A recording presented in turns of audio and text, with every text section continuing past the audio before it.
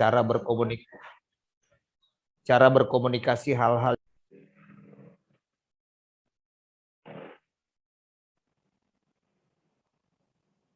Pak Stephen keluar kali ya ini. Tadi dia salah tindih, salah tekan mungkin ya.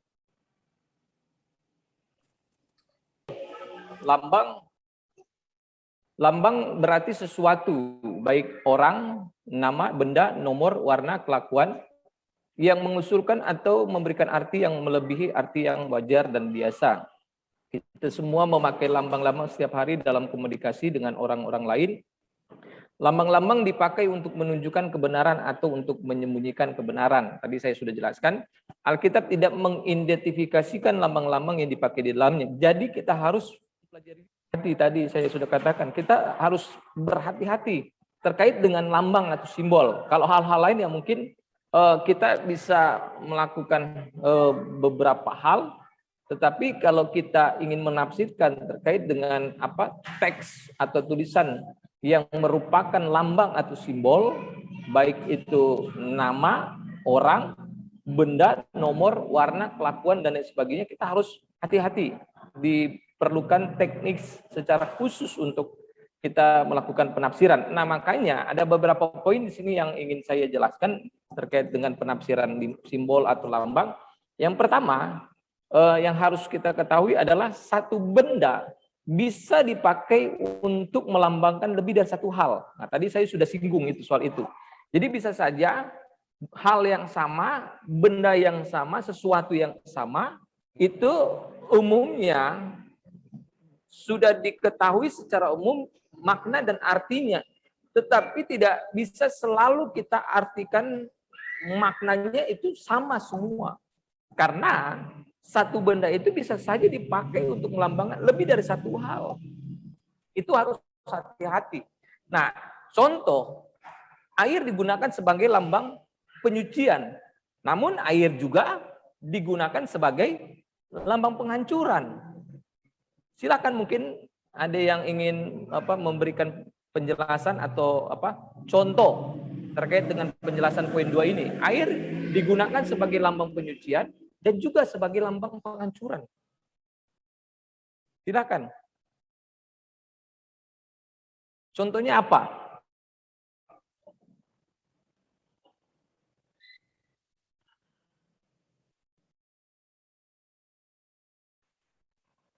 Di dalam Alkitab saja yang mungkin Bapak Ibu bisa berikan contohnya. Wah, ini air di dalam bagian ini melambangkan penyucian. Tapi di bagian ini air ini melambangkan penghancuran.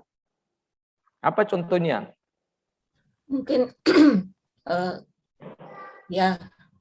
mungkin kalau air digunakan sebagai lambang penghancuran, mungkin kayak air bah ya Pak ya. Ya, itu betul Ibu. Terus air digunakan sebagai lambang penyucian. Ya, ini cuma dari saya Pak, mudah-mudahan. Iya, benar sekali Ibu. Penyucian mungkin waktu kayak Yesus membasuh kaki murid-muridnya dengan air. Apakah itu yang dimaksud atau saya tidak tahu? Iya, kan dalam penjelasan ini air digunakan sebagai lambang penyucian. Beberapa contoh diantaranya Yesus membasuh kaki murid-murid kan dengan air. Di situ kan Yesus ingin menunjukkan bahwa Yesus ingin membersihkan kaki juga sebenarnya sebagai lambang ya. Menunjukkan apa? Kan kaki itu merupakan apa?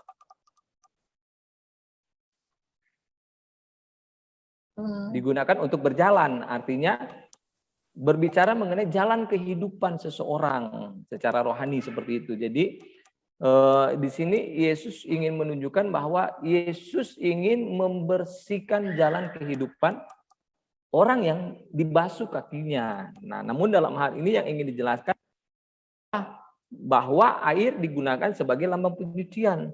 Tetapi jangan sampai ketika kita sudah melihat hal tersebut, mengetahui bahwa atau mengambil kesimpulan bahwa air merupakan lambang penyucian, jangan kita langsung juga nanti ketika kita melihat ada air di bagian lain, sehingga kita melihat bahwa air itu sebagai lambang, juga sebagai lambang penyucian, bukan seperti itu. Jadi sekali lagi satu benda bisa dipakai melebihi dari satu hal, baik sebagai penyucian, dalam hal ini air bisa digunakan sebagai lambang penyucian, tetapi air juga bisa digunakan sebagai lambang lain, yaitu lambang penghancuran. Jadi jangan kita selalu mengartikan air itu sebagai lambang penyucian. Ketika kita melihat ada air di bagian lain, ini air ini merupakan penyucian. Di bagian ini juga air ini merupakan penyucian. Jangan dulu. Jangan dulu kita selalu mempersepsikan seperti itu. Bahwa ketika kita memahami mengenai air sebagai lambang penyucian, kemudian di bagian-bagian lain juga kita memaknainya sebagai lambang penyucian, bukan seperti itu. Karena air juga di bagian lain digunakan sebagai lambang penghancuran. Contohnya air bah. Air bah merupakan lambang penghancuran bagi manusia. Ya walaupun juga di balik sisi lainnya, selain menghancurkan, di situ juga Allah ingin menyucikan atau membersihkan bumi ini dari segala noda-noda kejahatan manusia. Kira-kira seperti itu ya. Oke, silakan kalau ada tanggapan.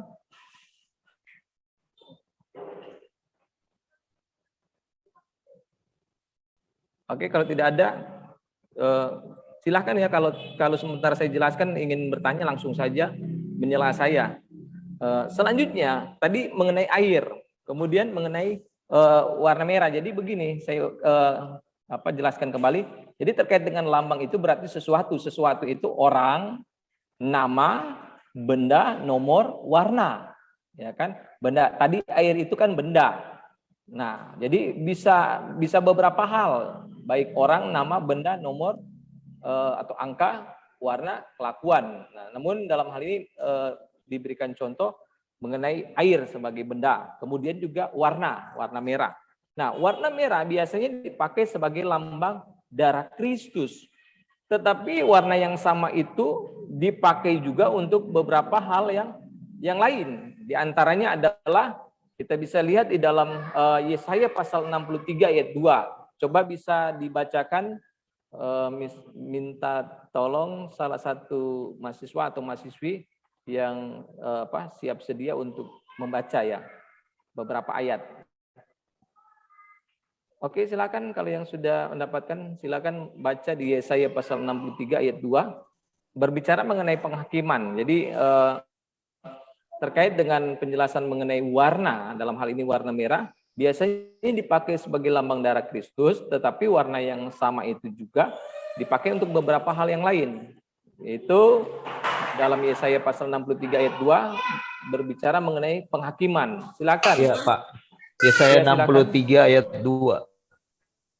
Mengapakah pakaianmu semerah itu dan bajumu seperti baju pengirik buah anggur? Ya, mungkin kalau lebih jelasnya lagi di ayat-ayat sebelumnya, di situ kita bisa melihat bahwa itu berbicara mengenai penghakiman ya. Saya tidak cukup waktu untuk buka ayat-ayatnya.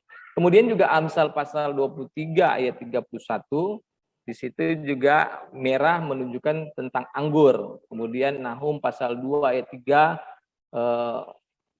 berbicara mengenai perisai. Kemudian Yesaya pasal 1 ayat 18 di situ berbicara mengenai dosa, terkait dengan warna merah tadi ya Bapak Ibu. Kemudian juga Matius pasal 16 ayat 2, warna merah itu menunjuk kepada benda, yaitu langit, seperti itu. Ada pertanyaan atau komentar, silakan Bapak Ibu.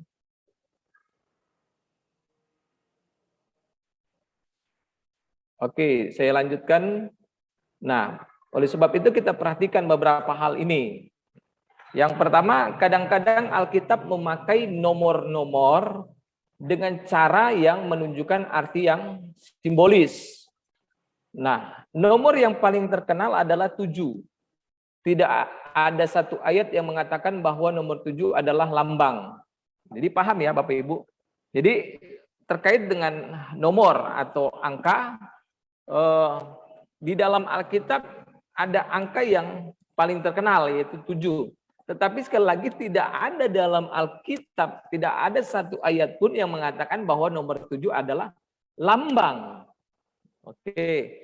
Tetapi dari jumlah ayat 600 lebih yang memakai nomor itu, kita bisa lihat implikasinya. Kira-kira paham ya Bapak Ibu?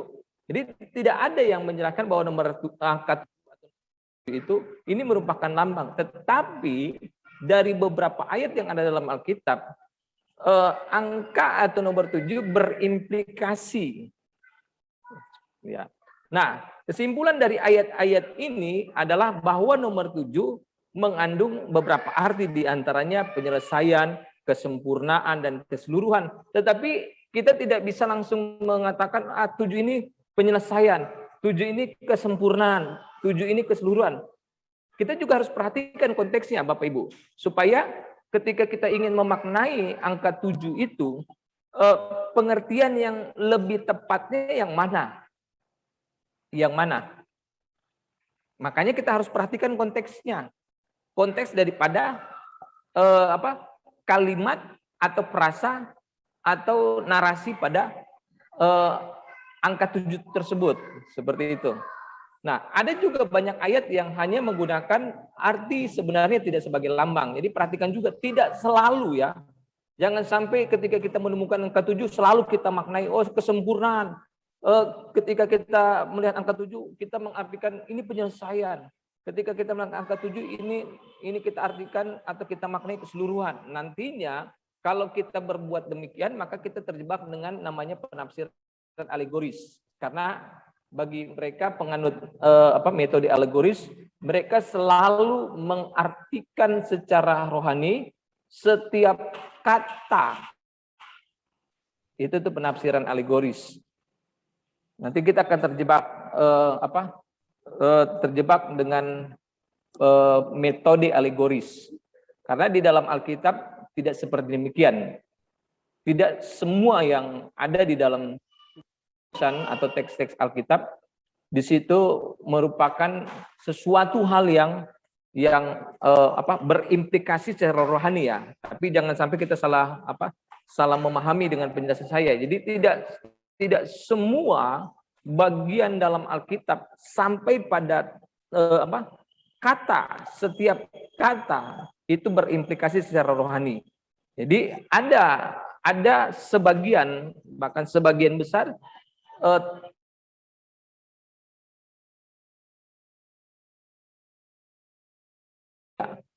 seperti itu. Jadi jangan kita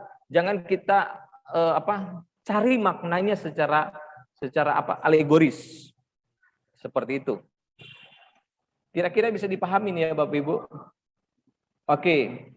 Jadi ada juga banyak ayat yang hanya menggunakan arti sebenarnya dan tidak sebagai lambang. Seperti itu.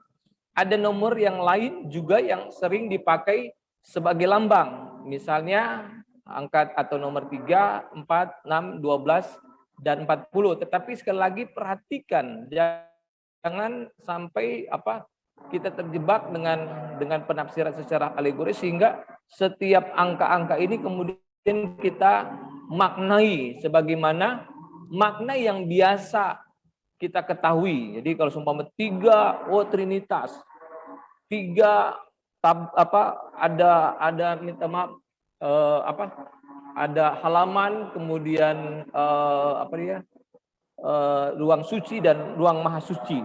Jadi jangan selalu kita terbawa berimplikasi dengan hal-hal yang secara demikian. Makanya sekali lagi kita harus lihat konteksnya. Terkadang bisa dimaknai secara simbolis dan terkadang itu merupakan sesuatu yang harafiah. Jadi tidak perlu kita artikan angka-angka tersebut atau nomor-nomor tersebut. Oke. Nah, langkah-langkah dasar mempelajari cara yang dipakai Alkitab untuk menafsirkan lambang-lambang. Jadi ketika kita melihat angka-angka tertentu yang merupakan sebuah lambang atau simbol, maka kita lihat di dalam Alkitab ada bagian-bagian yang sudah jelas bahwa angka atau nomor tersebut mempunyai makna Demikian. Kira-kira paham ya Bapak Ibu? Jadi ketika kita ingin menafsirkan sebuah lambang atau simbol dalam hal ini mengenai angka atau nomor tertentu, kemudian untuk kita mencari tahu makna daripada nomor tersebut, kita bisa melihat di bagian lain di dalam Alkitab. Di bagian lain dalam Alkitab, oh di bagian ini nomor ini berimplikasi apa. Tetapi sekali lagi jangan sampai terjebak, selalu kita memaknainya sesuai dengan di bagian lain. Wah ini kalau di bagian ini 7 ini kesempurnaan. Di bagian ini 7 juga kita artikan kesempurnaan. Jangan seperti itu. Tapi dalam hal ini, untuk kita juga bisa mendapatkan keterangan untuk dapat mengetahui makna daripada simbol angka atau nomor tersebut, kita bisa melihat di bagian lain. Seperti itu. Nah selanjutnya, kita memperhatikan sifat dasar dan kualitas wajar ketika mempelajari benda-benda alami. Kemudian yang ketiga, selalu mengamati konteks. Perhatikan konteksnya ayat tersebut. Ya kan? Ini ayat ini berbicara mengenai apa, sehingga ketika kita melihat angka atau nomor pada ayat tersebut, kita harus melihat konteksnya. Yo, ini konteksnya ini, sehingga angka ini membicarakan mengenai ini, yang sementara dibicarakan adalah mengenai ini. Jadi kita memaknai sesuai dengan konteksnya. Jangan di luar konteks. Walaupun ada di bagian lain ini membicarakan mengenai sumpah tadi kesempurnaan, kemudian di bagian ini kita kesempurnaan, tetapi bisa saja berbeda karena berdasarkan konteks pada ayat tersebut itu membicarakan hal yang berbeda atau sedikit berbeda. Nah, makanya sekali lagi dibutuhkan sangat-sangat kehati-hatian terkait kita ingin menafsirkan lambang atau simbol. Kemudian hal yang keempat menjadi tips di sini adalah menghindari spekulasi. Jadi jangan kita berspekulasi. Ini menurut dugaan saya ini. Jangan. Kalau kita tidak mempunyai dasar yang kuat, maka jangan kita berspekulasi untuk kita memberikan arti atau makna terhadap lambang tersebut atau simbol-simbol tersebut. Jadi menghindari spekulasi atau arti yang sewenang-wenang, artinya semau kita. Ini menurut saya ini harus seperti ini. Nah, itu bahasa-bahasa seperti itu harus hati-hati kita dengan hal yang seperti itu. Jadi kita juga harus memperhatikan hal-hal yang lain terkait tadi juga konteks, kemudian bagian lain juga yang bisa mengungkapkan, tapi juga kita jangan serampangan selalu mengartikan nama. Harus kita perhatikan. Nah, jadi kalau tidak dibuktikan langsung, lebih baik dianggap sebagai kemungkinan. Jadi kemungkinan bisa saja kalau kita berbicara atau mengatakan ini kemungkinannya seperti ini.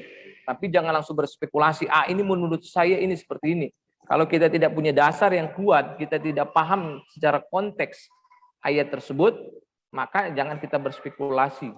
Jangan sewenang-wenang menafsirkan atau mengartikan hal-hal yang bersifat lambang atau simbol seperti itu. Baik, Bapak Ibu, ada yang ingin bertanya sampai di sini? Silakan. Ini sebenarnya silakan. Ya, nama saya Refli. Minta maaf kemarin nggak bisa join karena ada pelayanan. Ner. Oh iya, baik Pak. Cuma lupa minta izin juga. Saya mau menyentil tentang hal yang paling terakhir tadi, bagaimana jangan kita berspekulasi ya. Iya, baik Pak. Ada pemahaman yang saya lihat dan pengalaman juga terkadang kita sulit. Biasanya begini benar. Iya. Kalau orang khotbah bikin persiapan, ketika kita tampil mimbar, terkadang kita sulit bedakan spekulasi dan hikmat Tuhan. Betul Pak.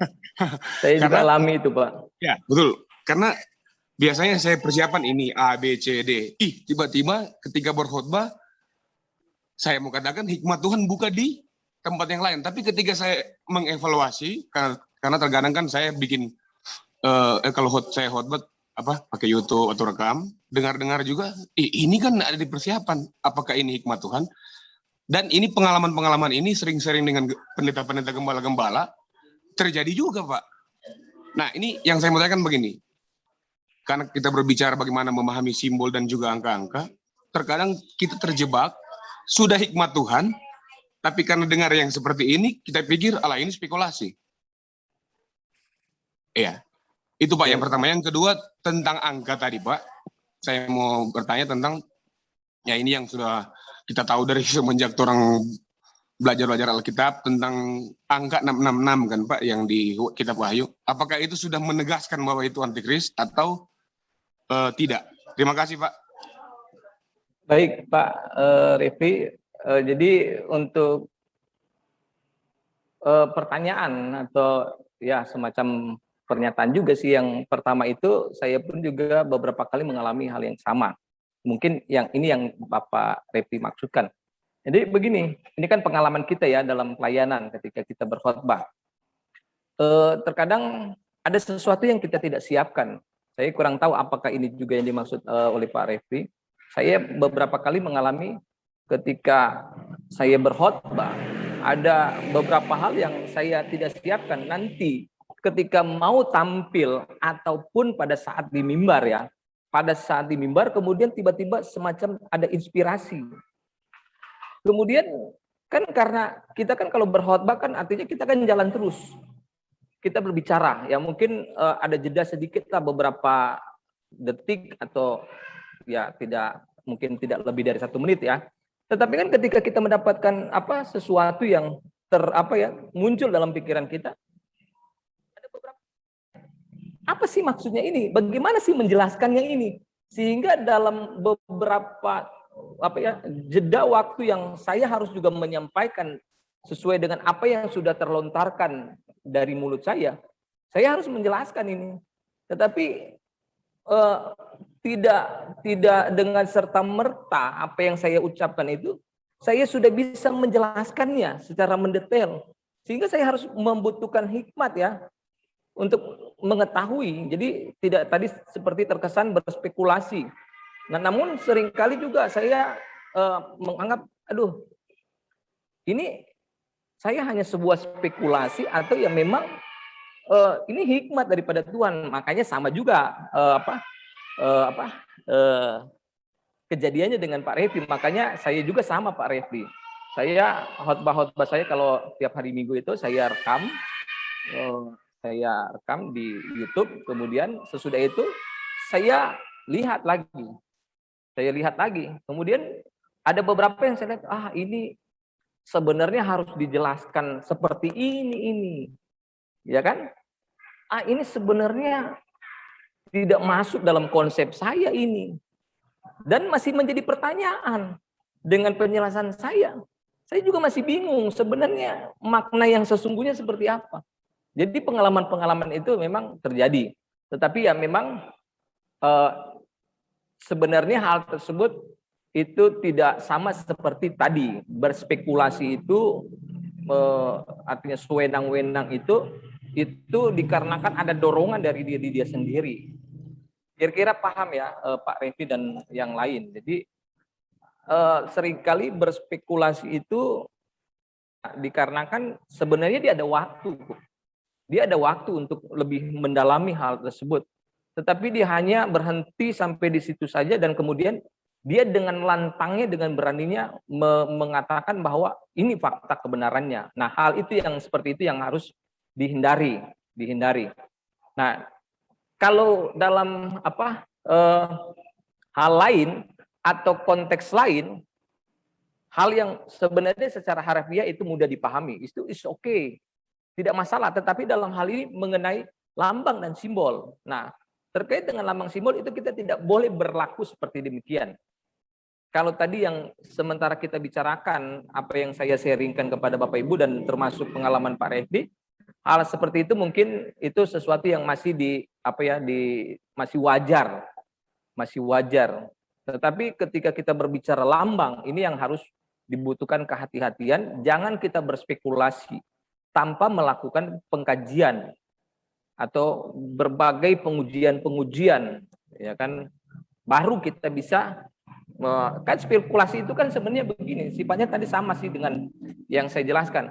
Tiba-tiba muncul di pikiran, kemudian itu langsung dilontarkan menjadi sebuah pernyataan atau argumentasi ini kebenaran. Seperti itu spekulasi.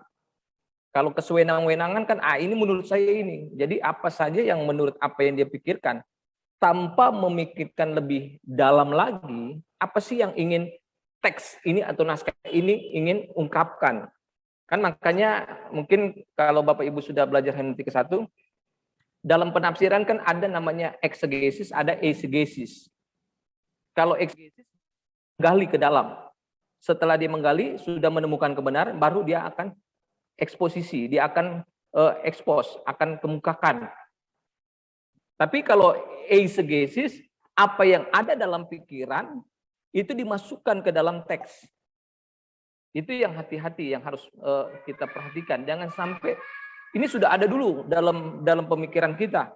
Kemudian ketika kita melihat teks, kemudian teks itu harus sesuai dengan apa yang kita pikirkan. Jadi konsep pemikiran kita masukkan ke dalam teks itu. Bukan seperti itu. Teks itu yang harus masuk ke dalam pikiran kita. Dan teks itu yang akan memberikan pengertian bagi konsep pemikiran kita. Nah makanya jangan kita berspekulasi dan kita sewenang-wenang, artinya sesuai dengan apa yang kita pikirkan. Jangan dulu kita langsung memberikan sebuah statement. Kita harus lebih ke dalam lagi. Mencari tahu. Nah, kalau kita mendalam bukan hanya mungkin di titik itu sendiri, di titik itu saja, mungkin kita lihat di bagian lain. Makanya juga kita perhatikan konteks. Kita selami, kita telusuri, ya kan? Sehingga kita bisa melihat secara luas, ternyata hal ini gambaran secara utuhnya, secara menyeluruhnya itu ketika kita melihat bagian-bagian lain. Kira-kira seperti itu. Oke, untuk pertanyaan nomor 2, sebenarnya tadi saya sudah jelaskan terkait dengan angka 66. Nah, jadi kita perlu berhati-hati terkait dengan angka 66 itu. Ya walaupun implikasinya angka 66 itu ya implikasinya dengan antikris ya. Ya apa ya saya mau bilang, implikasinya artinya apa ya? Daripada antikris dan 66 itu ya sama. Tapi terkait dengan angka 66 itu, minta maaf, kita perlu berhati-hati. Ini angka 66 ini menunjuk kepada figur, menunjuk kepada sebuah apa ya?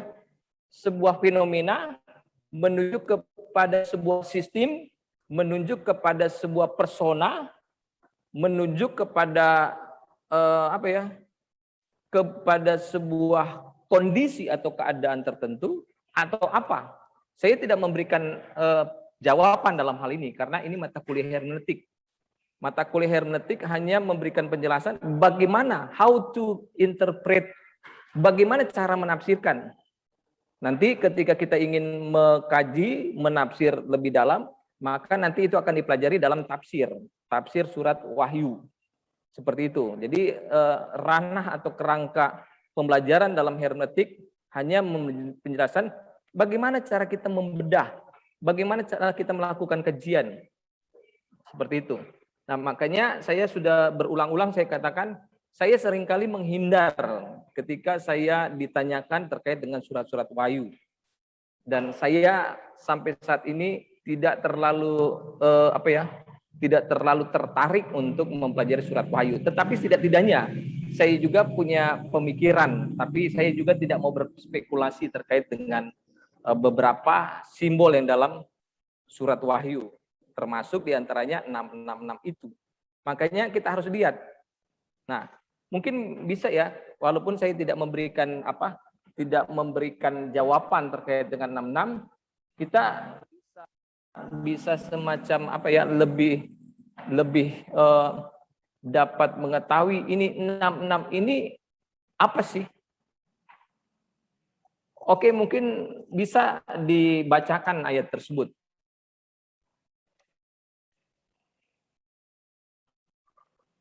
Di Wahyu pasal berapa itu?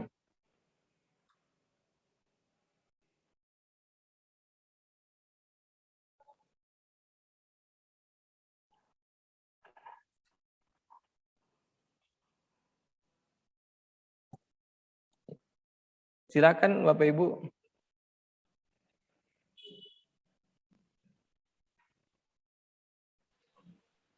Wahyu pasal yang ke-13 ayat yang ke-16. Silakan dibaca. Dan ia menyebabkan semua orang, kecil atau besar, kaya atau miskin, budak atau orang merdeka, diberi satu tanda pada tangan kanan atau dahinya, supaya tidak ada seorang pun dapat membeli atau menjual kecuali ia memiliki tanda itu, yaitu nama binatang. Maaf, saya baca dalam terjemahan lain ya. Saya baca sekali lagi.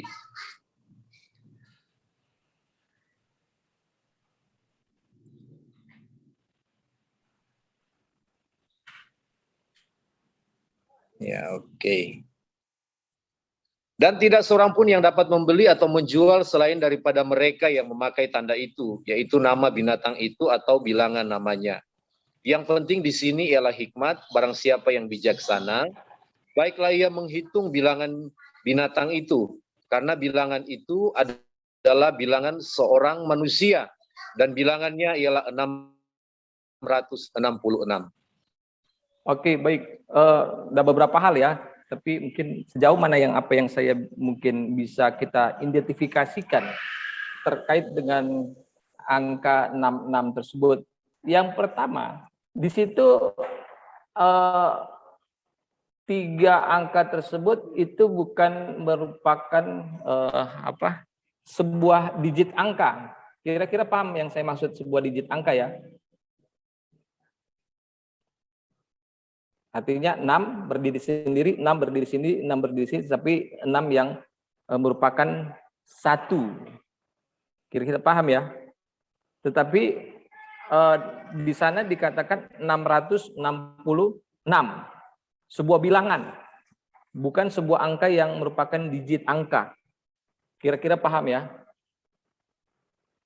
Dan selanjutnya terkait dengan bilangan tersebut 666 itu merupakan bilangan seorang manusia. Benar atau tidak? Sesuai dengan ayat 18 ini. Kemudian di bagian sebelumnya di situ dikatakan baiklah ia menghitung bilangan binatang tersebut. Ada kata binatang.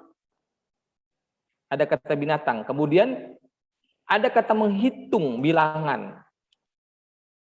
Nah, makanya di sini kalau bagi saya sangat sukar. Jadi kita harus begini. Kita pahami satu persatu setiap frasa. Makanya tadi saya katakan kita perhatikan konteks dulu. Jangan menggal bagian ini bilangannya ialah 666. Tapi kita tidak memperhatikan konteks atau bagian-bagian sebelumnya. Jadi 666 ini merupakan sebuah bilangan. Dan bilangan 666 ini merupakan bilangan seorang manusia. Dan bilangan seorang manusia, jadi kalau saya mau konstruksikan sebuah kalimat, saya ulang ya, 666 ini merupakan sebuah bilangan. Dan bilangan 666 itu merupakan bilangan seorang manusia. Nah, bilangan seorang manusia tersebut 666 itu harus dihitung. Jadi apa sih yang dimaksud atau menjadi makna dari bilangan bilangan 666 itu bukan hanya bilangan seorang manusia tetapi bilangan binatang itu. Kira-kira sampai di sini paham ya dengan alur penjelasan saya. Nah, juga kita harus perhatikan sebelumnya terkait dengan bilangan tersebut, ini terkait dengan semacam transaksi yang akan terjadi. Jadi tidak seorang pun yang dapat membeli atau menjual selain daripada mereka yang memakai tanda itu, yaitu nama bilangan itu dan bilangan namanya. Nah, kemudian di bagian sebelumnya juga memang ada semacam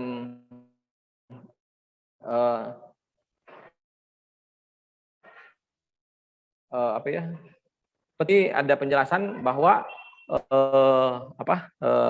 terkait dengan angka-angka tersebut itu ada pada tangan kanannya dan ada pada dahinya. Tapi begini Bapak Ibu sekali lagi, kita ini sesuatu yang tidak bisa kita langsung kaitkan dan kita kemudian langsung menjelaskan dan coba mengkaitkan dengan fenomena-fenomena yang terjadi. Kemudian kita memaknai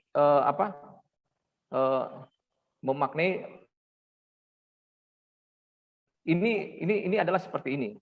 Kira-kira paham ya Bapak Ibu? Memang sangat sukar saya juga mau menjelaskan hal ini Bapak Ibu. Terus terang sampai sekarang saya juga kalau ditanya selalu menghindar.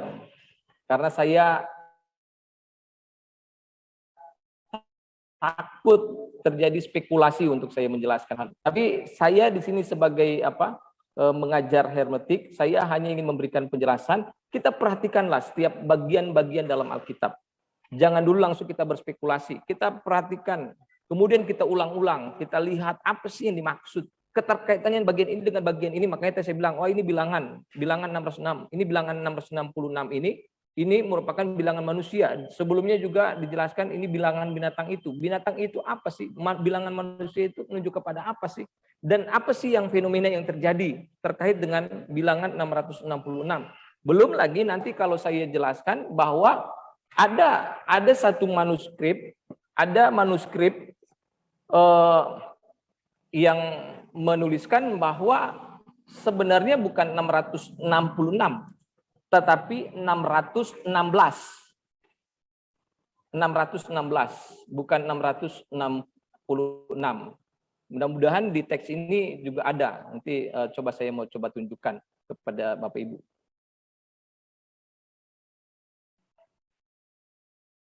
Ayat 18. Mudah-mudahan naskah ini, tapi coba ini Bapak Ibu sudah terlihat.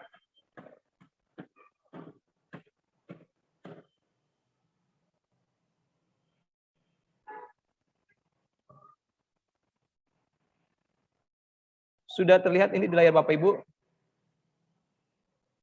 Sudah Pak, bahasa. Ini ada 3 huruf Yunani. Silakan nanti Bapak Ibu cek. Ya. Jadi ada 3 angka Yunani. Jadi ini 3 bukan angka, minta maaf, 3 huruf Yunani.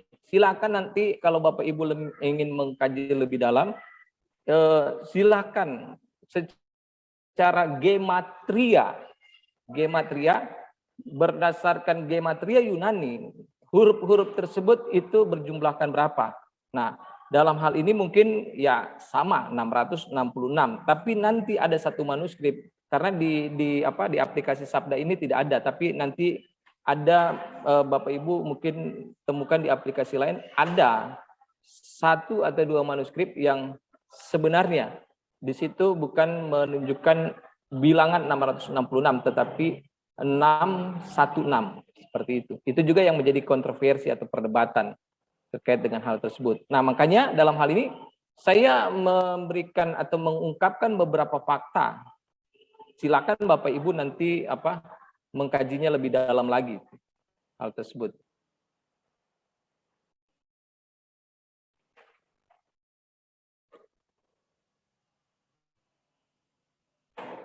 Oke. Jadi seperti itu Pak Refli. Ya, siap Pak. Saya tidak bisa memberikan penjelasan, tapi saya hanya memberikan bagaimana caranya kita melihat teks. Jadi terkait dengan lambang-lambang atau simbol-simbol, bagaimana caranya kita lihat.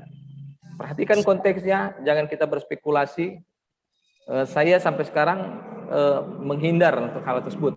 Ada beberapa penafsiran sih kalau mau ditanyakan beberapa penafsiran terkait dengan angka 666 itu banyak.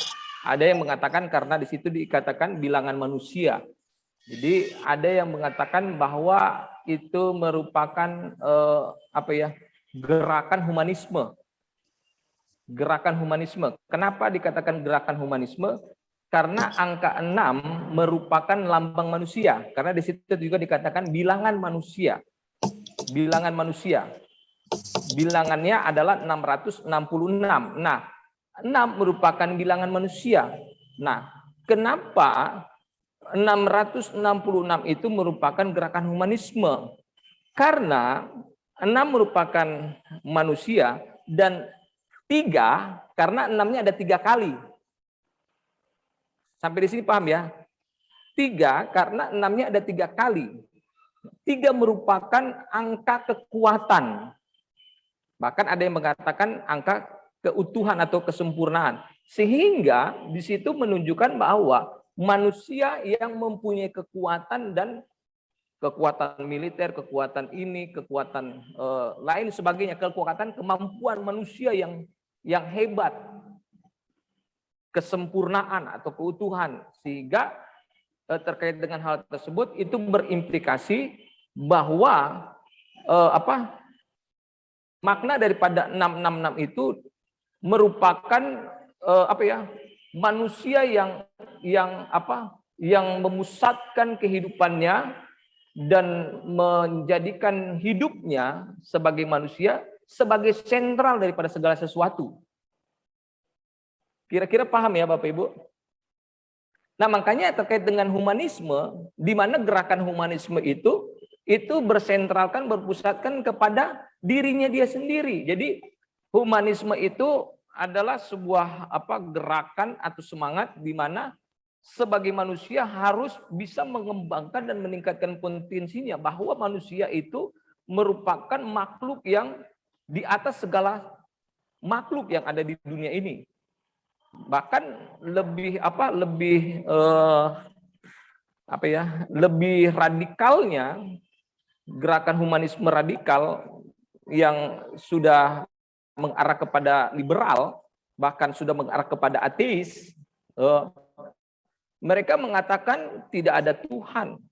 Semua itu manusia yang menguasai dan segala sesuatu itu mampu dikendalikan oleh manusia. Sampai di sini paham ya? Jadi sebenarnya ini berdasarkan penafsiran ya, atau pendapat terkait dengan penjelasan saya tadi. Jadi mereka mengatakan bahwa ini merupakan kekuatan manusia. Jadi semua bersentral, berpusat kepada manusia. Orientasinya adalah dari manusia dan untuk manusia, bukan dari Allah, oleh Allah dan bagi Allah, bukan seperti itu. Jadi nanti semuanya kepada manusia, sehingga manusia sudah tidak mengakui akan keberadaannya Allah. Segala sesuatu manusia semua yang akan kendalikan, karena manusia mempunyai kekuatan atau kemampuan untuk hal tersebut. Nah, makanya nanti di masa itu, di era itu, manusia sudah tidak lagi tidak mengakui lagi keberadaannya Tuhan, seperti itu. Tetapi indikasi-indikasi dari penyingkiran Allah dalam kehidupan manusia adalah ini masalah penafsiran ya Bapak Ibu. Indikasi-indikasi dari pengabaian manusia terhadap yang namanya ada Allah dalam dunia ini adalah dengan adanya kemajuan-kemajuan teknologi, di mana manusia nanti akan bergantung sepenuhnya kepada teknologi itu, sehingga sudah tidak mengandalkan Allah dalam hidupnya. Kira-kira bisa ya dipahami? Sehingga nanti ya manusia sudah tidak membutuhkan Tuhan, bukan lagi tidak membutuhkan Tuhan. Manusia akan nanti menganggap Allah itu tidak ada. Semua itu nanti dikendalikan oleh manusia dengan kecanggihan teknologi yang dibuat oleh manusia. Ya kan? Contohnya lah, sekarang kalau mau cari jawaban tentang mungkin teologi, tentang ilmu-ilmu tertentu, tinggal cari di Google, Anda akan dapatkan jawabannya. Ini belum seberapa. Mungkin nanti di kemudian hari teknologi akan semakin canggih, bahwa Google semakin lebih dalam tanda kutip lebih maha, serba tahu, maka ya tinggal klik saja, manusia akan tahu jawabannya. Sehingga kalau dulu ingin mencari tahu tentang sesuatu, kita berdoa dulu, Tuhan apa sih maksudnya, ya kan? Tapi sekarang tidak perlu lagi seperti itu. Tidak perlu lagi, Tuhan saya mau khotbah apa? Ya tinggal cari di Google, dapat bahannya. Kira-kira seperti itu. Itu indikasi-indikasi atau implikasi-implikasinya. Tapi itu penafsiran ya. Baru salah satu penafsiran. Ada yang lain lagi. Apa? Nah, tapi saya juga belum bisa menyetujui dari beberapa penafsiran itu. Salah satunya termasuk itu. Tapi ya bisa saja. Tapi saya belum bisa dapat memastikan, saya tidak mau berspekulasi benar seperti ini. Kalau belum realitanya terjadi. Tadi yang di awal saya jelaskan ya, Bapak Ibu yang sudah mendengarkan. Saya belum bisa. Kalau saya ya, silakan kalau Bapak Ibu, saya juga tidak memaksakan. Kalau saya mengenai angka 66 itu, kalau belum realitanya terjadi, saya belum. Walaupun mungkin begini ya, walaupun mungkin realitanya sudah terjadi dalam sejarah manusia atau sejarah gereja sejak surat Wahyu itu ditulis di kemudian hari, bisa saja itu sudah terjadi. Tapi begini, supaya saya lebih memberikan penjelasan, begini Bapak Ibu, di dalam pewahyuan ada wahyu-wahyu tertentu atau pernyataan tertentu yang nanti akan dinyatakan bukan hanya satu kali, tetapi ulang-ulang. Kira-kira paham ya? Kedua, berulang-ulang dalam sejarah gereja. Sejarah gereja ataupun sejarah manusia atau sejarah dunia ini. Ada yang seperti itu.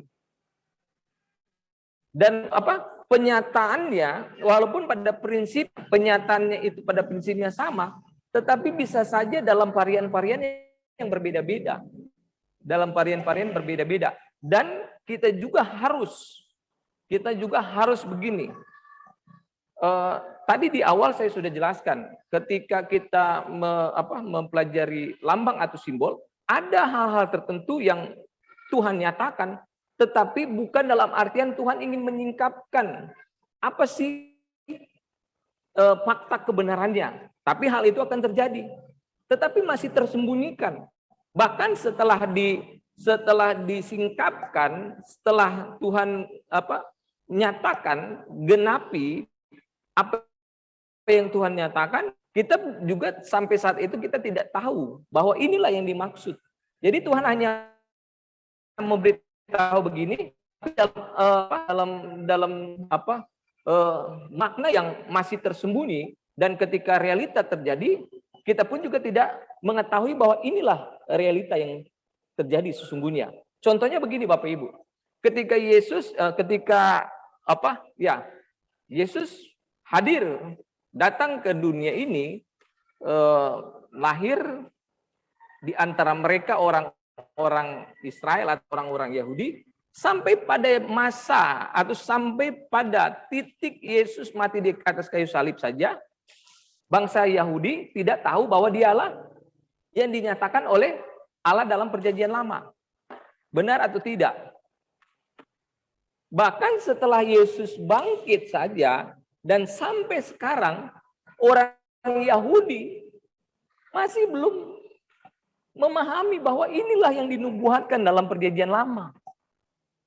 Ya, walaupun sebagian atau sekelompok tertentu, yaitu kita orang Kristen, kita mengetahui bahwa dialah yang dimaksud dalam perjanjian lama. Jadi kira-kira seperti itu. Jadi ada sesuatu yang Tuhan nyatakan, kemudian realisasikan pernyataan itu, tetapi tidak tahu oleh sebagian orang, dan ada yang Tuhan nyatakan itu diketahui oleh semua orang apa yang akan terjadi. Tetapi apa yang akan terjadi itu Tuhan tidak beritahu bahwa inilah yang tidak mau semacam memberi predikat terhadap Allah terkait dengan hal tersebut. Tetapi faktanya seperti itu.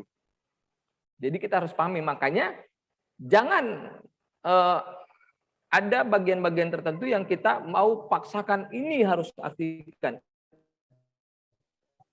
Artinya biarkan teks itu seperti itu saja. Jangan kita memaksakan teks itu untuk mencari tahu makna sebenarnya teks itu. Biarkanlah teks itu dengan jubahnya yang tertutup. Walaupun nanti Allah akan membuka jubahnya, jangan kita melihatnya. Karena kamu akan melihat bagian dalam. Kira-kira paham ya? Saya mungkin berikan gambaran begini. Seperti seorang wanita yang berjubahkan. Ya. Ketika tersingkap jubahnya, maka dia dalam keadaan telanjang. Kita tidak boleh melihatnya. Kita harus tetap menutup mata kita.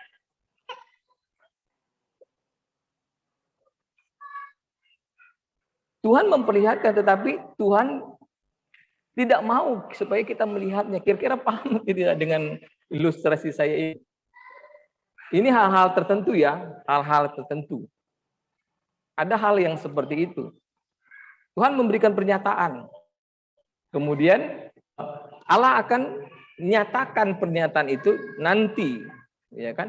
Tetapi ketika Allah menyatakan itu, Allah tidak ingin manusia membuka matanya. Tetapi hal itu akan terjadi seperti demikian. Jadi kita harus berhati-hati dalam kita menafsirkan. Ada hal-hal yang jangan kita terlalu tenggelam ke dalamnya. Jangan kita, semakin kita tenggelam, akhirnya kalau bahasa Manado bilang malamise. Nanti dijelaskan oleh Pak Refli yang tahu bahasa Manado malamise, atau Pak Bambang istrinya kan orang Manado, tahu apa artinya malamise. Saya tidak tahu Pak itu apa artinya, Pak. Pak. Oh iya, mungkin coba nanti saya tanya, Pak. Ya silakan. Minta maaf ya Pak Refli. Jadi seperti itu.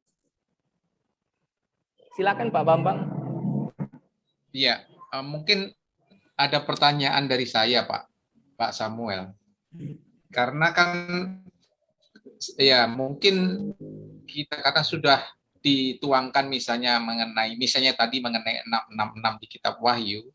Kadang-kadang kita sebagai manusia pengen menggali apa nih, pengen menggali apa maksudnya. Jadi kenapa itu dituliskan di situ? Kadang-kadang sebagai manusia kita pengen apa tujuannya dituliskan di situ. Dan kadang-kadang kita jadi pengen tahu di situ. Nah, mungkin pertanyaan saya, apakah bisa kadang-kadang seperti itu diiluminasikan kepada seseorang, dan pada saat misalnya ada suatu penafsiran orang mengatakan 666 itu seperti ini, seperti Bapak kan katakan lebih bagus kita harus hati-hati menginginkan bagaimana sebaiknya sikap kita pada saat mungkin 66 diartikan sudah terang misalnya, wah ini mengenai tadi seperti ada seperti 66 itu mengenai antikris dan sebagainya. Bagaimana sikap kita menanggapinya, Pak Samuel? Terima kasih, Pak. Baik sekali, Pak. Ya, terkait dengan 66, saya juga begini. Saya juga tidak mengatakan bahwa bilangan 666 itu, saya juga tidak mengatakan bahwa kita tidak bisa menemukan makna yang sebenarnya. Karena sudah ada beberapa penafsiran yang coba meneliti dan mungkin dari beberapa penafsiran itu ya memang benar demikian. Tapi kalau bagi saya ya Pak, saya belum bisa memastikan terkait dengan 66.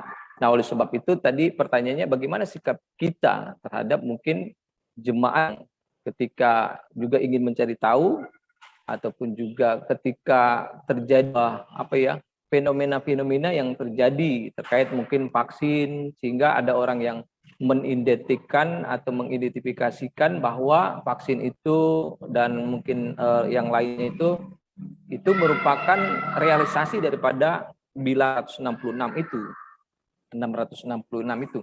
Cuma begini Pak Bambang, sebenarnya hal ini memang diskusi yang sangat menarik, tetapi juga sangat kompleks untuk kita bicarakan. Tapi ini sangat bagus, memang harus ditanyakan.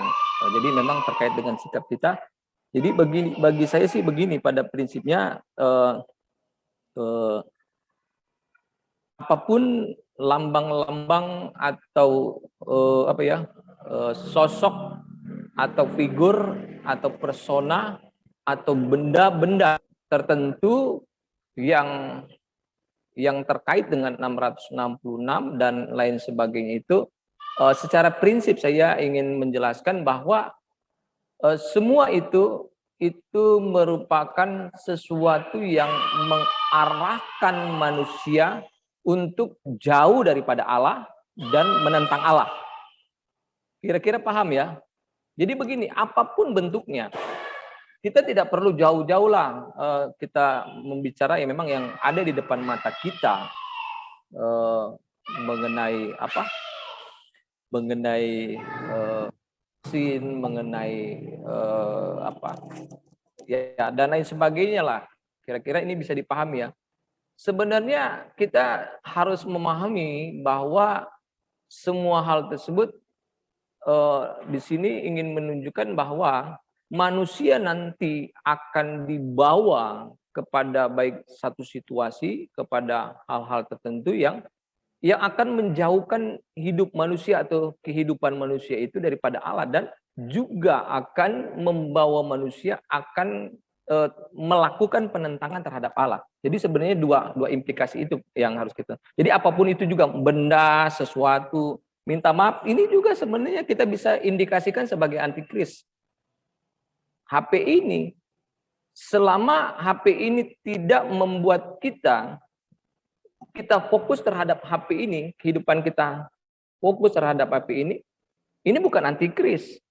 Tetapi kalau ini menjadikan kita, mengarahkan hidup kita fokus terhadap HP ini, dan kita tidak lagi memikirkan Allah, tidak memfokuskan hidup kita kepada Allah, ini sudah menjadi antikris ini. Ini benda. Jadi sebenarnya itu saja pada prinsip. Jadi silakanlah mungkin kalau kita beranggapan ini. Tetapi kita pahami pada dasarnya hal-hal tersebut itu sebenarnya yang secara prinsip adalah sesuatu, baik benda atau apapun, seseorang, ya kan, yang akan membawa hidup kita jauh daripada Tuhan dan membuat kita melakukan penentangan terhadap Allah. Ya, itulah yang dimaksud. Itu saja, simple. Ya, baik, terima kasih Pak Samuel untuk penjelasannya. Terima kasih. Jadi kira-kira seperti begini, tadi terkait juga dengan apa tadi, makanya saya juga bukan berarti salah ya Pak Bambang kalau kita mau lebih dalam. Oke, saya juga banyak yang saya mau cari tahu terus walaupun saya sudah semacam buntu ya, sudah semacam sepertinya saya akan bertentangan atau berbenturan dengan hal-hal yang secara spiritual ya. Saya juga beberapa kali melakukan hal tersebut, tapi saya coba masuk. Tapi juga saya meminta hikmat dan petunjuk dan arahan dari Tuhan. Tuhan, jangan sampai saya masuk, artinya saya melampaui daripada batas-batas yang Tuhan sudah berikan kepada saya. Ini hikmat yang Tuhan berikan, ini batasnya. Saya tidak boleh melampaui batas hikmat yang Tuhan berikan kepada saya. Tapi selama jadi ini juga sebenarnya sih sangat kompleks ya. Dibutuhkan keeratan kita dengan Tuhan. Tapi saya tidak mengatakan bahwa saya orang yang sudah erat dengan Tuhan. Makanya saya juga mohon kepada Tuhan, kalau ini sudah melampaui batas daripada hikmat yang Tuhan ingin singkapkan kepada saya, jangan saya sampai melampaui. Jadi ya, bahkan Tuhan melakukan dengan sesuatu, jangan sampai apapun yang mungkin terjadi sesuatu dan hal bisa, tetapi jangan sampai saya melampaui batas itu. Saya kasih contoh saja begini, terkait kita dalam hal ini kan kita ingin melakukan penafsiran. Jadi kalau kita juga paham ya, terkait dengan kasus Adam dan Hawa, Tuhan bilang jangan makan buah itu, buah pohon pengetahuan yang baik dan jahat. Apa sih setelah mereka akan mengalami konsekuensi mati? Tuhan tidak memberitahu. Ini kemarin juga saya sakit. Tuhan tidak beritahu. Tapi iblis bilang kan, kalau kamu makan buah pohon pengetahuan, iblis jago dia. Iblis menawarkan pengetahuan. Konsekuensi kalau mereka makan, Allah tidak memberitahu. Tapi iblis menawarkan, memberitahu, nanti kamu kalau makan buah pohon itu, kamu akan menjadi salah satu, menjadi seperti apa. Saya katakan di ayat 23, Tuhan bilang, betul mengkonfirmasi, walaupun sebagian ya, Tuhan bilang, jangan mereka makan buah pohon kehidupan. Mereka sudah makan buah pohon pengetahuan, mereka sudah menjadi sama seperti salah satu dari kita, yaitu dijelaskan, ditegaskan, tahu tentang yang baik dan jahat. Jadi keingintahuan manusia terhadap sesuatu yang Tuhan sudah berikan batasan kepada manusia, sehingga manusia dengan rasa keingintahuan ingin coba masuk ke dalam ranah tersebut, dan pada akhirnya manusia terjebak itu. Jadi ini sebenarnya tips ya, jangan sampai ada hal-hal tertentu yang sebenarnya ini Tuhan berikan ini, tapi ada batasan. Jangan sampai masuk melampaui jauh. Tapi kita hanya bisa melihat ya bagian luarnya. Tadi makanya saya pakai ilustrasi, ini seperti seorang wanita, seorang gadis, ya kan? Wah, ketika dia menggunakan pakaian, ya kan, kain yang begitu indah, ya kain, minta maaf ya, ini ada ibu-ibu atau kaum perempuan, saya menggunakan ilustrasi ini supaya kita paham, ya kan, begitu indah, begitu luar biasa, ya kan? Tuhan hanya memberikan hanya dengan penampakan atau ya penampilan seperti itu, dan ketika terbuka supaya tahu keadaan yang di dalam dari objek tersebut, Tuhan buka, tapi kita jangan melihat, karena kalau kita melihat maka kita akan terjebak. Kira-kira paham ya? Atau begini, ini ilustrasi lain lagi, tapi mungkin sedikit berbeda, tapi pada prinsipnya pengertian sama. Seperti ini, kita begitu menikmati keindahan pantai, melihat laut yang ada di seberang sana, ya kan? Betul atau tidak? Tetapi kita tidak bisa dengan serta-merta kita masuk tenggelam ke laut tersebut. Karena bisa saja laut yang kita lihat, kita pandang begitu indah, laut itu bisa melenyapkan kita ketika kita masuk ke dalam. Ya. Seperti itu. Jadi yang saya ingin jelaskan, ketika kita menemukan sesuatu yang ini sebenarnya kita hanya diberikan penampilan atau penyataan yang